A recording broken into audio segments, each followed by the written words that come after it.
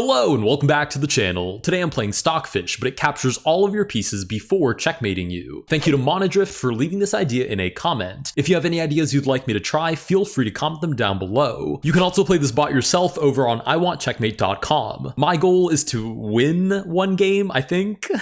Let's get started with game number one. Alright, game number one, in the spirit of actually trying out the bot for what it's worth, I'm just going to play a normal game for the first one, and then the second round I'm going to try and abuse the bot's quote-unquote very slight limitation to try and actually defeat it. Now, as far as chess play goes, that basically just means that I'm going to have a totally normal game against the fish, who will probably flip-flop all around my position and destroy me. Okay, we get queen to b6. Against a human player, I'd play knight to a3 here, which is like a dubious sideline, so that if they take on b2, you have knight b5. Semi traps the queen, c3 is covered by the knight, and then you're threatening knight to c7 with this very nice fork. Unfortunately, this is just straight up saw if it was a chess engine, so I think, I guess if I trade queens, I'm one step closer to getting assassinated. But I do know for a fact that is like one of the best moves. You could play something more passive like queen c2 or queen c1, which I believe Kramnik popularized at one point in time, but I'm gonna play what I know to be the best move, even though it does kind of lean into the bot's strategy. Okay, they play pawn to c4, I guess we just take. It has now these doubled pawns. It also has a semi-open file targeting a2, but after a3, that should be totally okay. I mean, even if it manages to plant a knight on b3, something like knight d2 could just trade that off.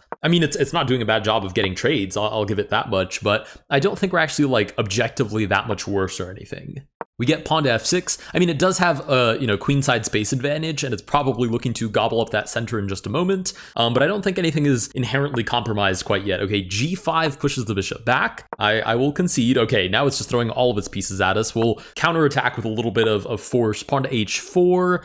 We get g4 in response. Well, I can't advance, so I guess my only choice is to retreat. What an ugly move. We get bishop to h6. I mean, it's definitely Stockfish. It's whooping my butt. I mean, if I play pawn to f3 to try and liberate this king side, then I just drop e3, but I don't see a way to defend e3. Maybe just knight to f1? Knight to f1, f3. All of my pieces are going back to the back rank. Am I doing the reset challenge? What's going on? We get pawn to b4. I mean, on the bright side, even if it does break through, it's not going to checkmate me until it's captured all of my pieces. Unfortunately, I am now also very confident in Stockfish's ability to capture all of my pieces. I would like to bet in favor of Stockfish, in fact. We get pawn to b5. Let's close the position. No, this bishop gets entombed. Take on g4. Pawn takes back. We could trade off the bishops. I kind of want to trade pieces because my pieces are so cramped. Oh, he's taking advantage of the fact that a3 is pinned. And I suppose if I take, the knight just takes back, and again, a3 is pinned. So totally fair to trade, and it has a supported passed pawn. I was gonna say I kind of want to trade pieces because it, reduces the sheer force with which the fish can attack me, but it doesn't seem to be doing much in my favor. Let's try though. Let's try and trade off these pieces. Okay, beautiful intermezzo. I would have never even thought about this. Which does force me to move the rook. If I take, it's just a passed pawn that's about to queen, and since all of my pieces are pushed into a little shed, I don't really have a way of stopping that, so I guess rook over. Tries to defend c3, it does recapture, we'll take back. Knight takes back on b4. I'm turtle shelling really hard here. On the bright side, it can't checkmate me until it's captured all of my pieces. But like I said before, I don't think it's going to struggle with that all too much. Okay, we can take on, I thought I did something. I was gonna say we can take on g4, and only now did my brain decide to wake up, and the rook and the knight both look at e3, as well as this other rook and the same knight looking at h4. So I didn't really do anything there, but I'll take my pawn. Oh, knight to d3 is a fork. Oh, I'm just blind as a bat, I guess. Okay, let's, if I go here, there's knight to f2, but I guess it might just take my rook. I mean, they're all terrible situations to be in. It's not going to do any of those. It's going to put me in check, which seems to allow me to block.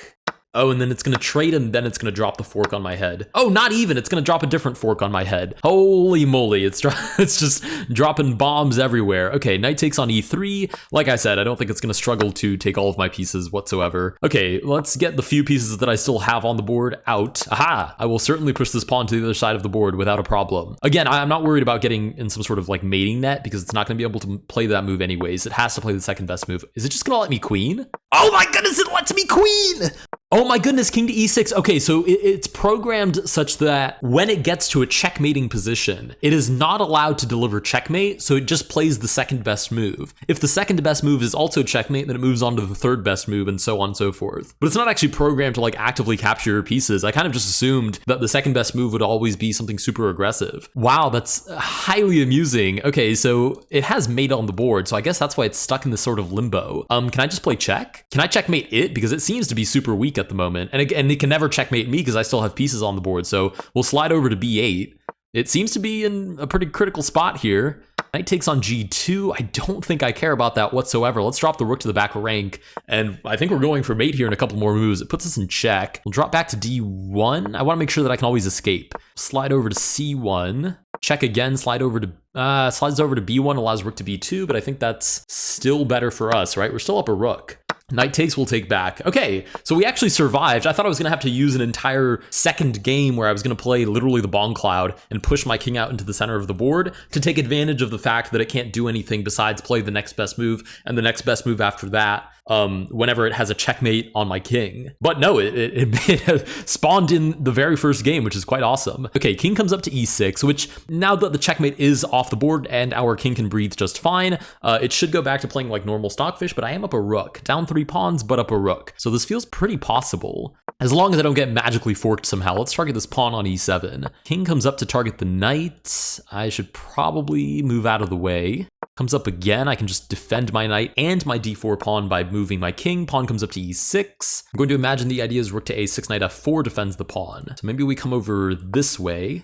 Defends the pawn and then f7. There's knight to e2, which is kind of annoying. Okay, and it plays it. Oh, and I have to go back to c2 to defend my own knight, but it plays f5 anyways, because it's guaranteed to win this. It has 2 attackers on it, and I can't do anything about it. Okay, even if I play over here, it has knight takes d4. Okay, so what do? Check? Maybe I have to play some sort of offense. Okay, king goes back. Let's go back to d2. Check anyways. King comes up. Check again. Okay, we'll play a little bit aggressive. Knight shuffles over. If I sacrifice here, I don't know if I have a winning advantage anymore, but the problem is if I go in with the king, c3, knight shuffles out of the way, c2. I don't really trust myself in that position. Can't play rook to e7 and target e6 because knight c6. Maybe I just sacrifice here. It seems a little bit desperate, but I don't know if I have something better. King comes back up. Let's get that knight out of there. He's quite annoying. Oh, but it's going to come up with e5. And then just king comes up and it's super solid here in the center. Actually, I think I'm losing now. I think I'm just completely losing. Yeah, pawn comes up to f4. I think knight and a pawn would have been fine. Knight and 2 pawns is unbearable. I might be toast. Oh, I'm definitely toast. Okay, we're gonna try. Oh, knight to b3! I literally said I have to not fall for any silly forks, and there it is, fork, another fork dropped on my head. Okay, with that, we do lose game number 1. We'll go ahead and resign that because that's not even worth playing out. Let's go to move on to game number 2, and I'm going to try and get that advantage right away. I'm gonna throw my king out into the middle of the board, and maybe that will somehow lead it to getting confused or giving me free material somehow. Queen comes out, sure, we'll advance the king. Takes, I do have c3. Again, it's not allowed to checkmate me. I have 1 million pieces still on the board. Queen shuffles over. Check again. Okay, it's really grasping at straws here because it could have checkmated me by now, easy peasy. But obviously it's not allowed to. I always have to have a legal move on the board. So king goes up to h5. King goes up to h6. King goes up to g7. We'll take a rook. So far, this king is an immensely powerful piece. I can take on g4 as well, and because it thinks it has checkmate in 1 move, it's gonna kind of get stuck here. We'll go back. Oh, that's just threefold though. I've thrown my king a little too far into the lion's den. Yeah, and there's just nothing I can do here. Okay, so oh, bishop comes over to e5. Can I do anything here? I can't play anything overtly silly because it can always take back. What can I do here? I really want to get this checkmating threat off my back. Maybe h4? Knight comes out. Ooh, can we trade off queens? That would be spectacular. Knight comes back, we trade off queens. The mating threat is off my back and I'm just up a whole bunch of material now. So I just want to start trading basically. We'll take on d4. And as long as it doesn't have some sort of threefold repetition, I should be totally fine. h5, I suppose.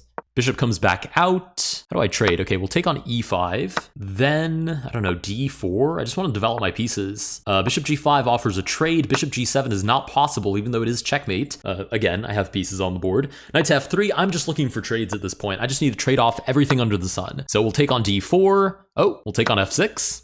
King comes up, we'll take on e7, and this is completely winning. Even if this is the best engine in the world, this is just completely toast. We'll develop all of our pieces. Again, it has mate in 1, but it can't play it because, again, I won't repeat myself too much. We'll drop that pawn up to g4. We might even be able to checkmate it in just a couple of more moves here. Let's go rook to e1. Rook takes, we'll play check. We have enough pieces here that I don't think we need to promote to anything. I think we can win this just by playing chess.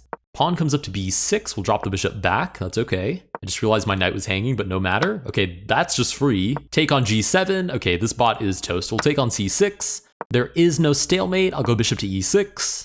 Take on b4, a5 is the best chance it has at stalemate, but we will not allow this. Instead, we'll play rook to g8, which is, in fact, checkmate. With that, we do actually manage to somehow defeat Torturefish. If you guys did enjoy this video, please consider liking and subscribing. If you want to play Torturefish yourself, go down to the first link in the description, go to iwantcheckmate.com, and see how you fare. If you have any ideas you'd like me to try, feel free to comment them down below. Thank you guys so much for watching, and I'll see you guys in the next one.